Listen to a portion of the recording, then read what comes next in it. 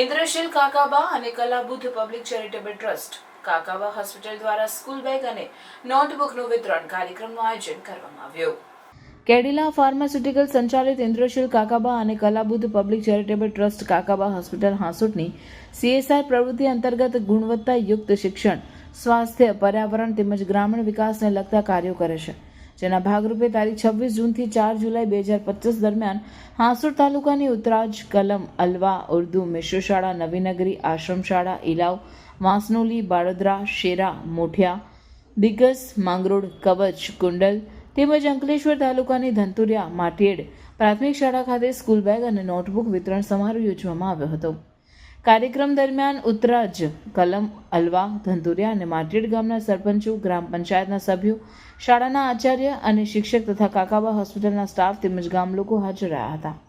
કાર્યક્રમ દરમિયાન કાકાબા હોસ્પિટલ વતી વીણાબેન ચાંપાનેરિયાના વરદ હસ્તે સ્કૂલ બેગ અને નોટબુકનું વિતરણ કરવામાં આવ્યું હતું. કાકાબા ટ્રસ્ટનો મુખ્ય પ્રવાસ બાળકો શાળામાં પ્રાથમિક જરૂરિયાતથી વંચિત ન રહે તે માટેનો છે. નવી સ્કૂલ બેગ અને નોટબુક જોઈને શાળાના બાળકોમાં ખુશીની લાગણી જોવા મળી હતી.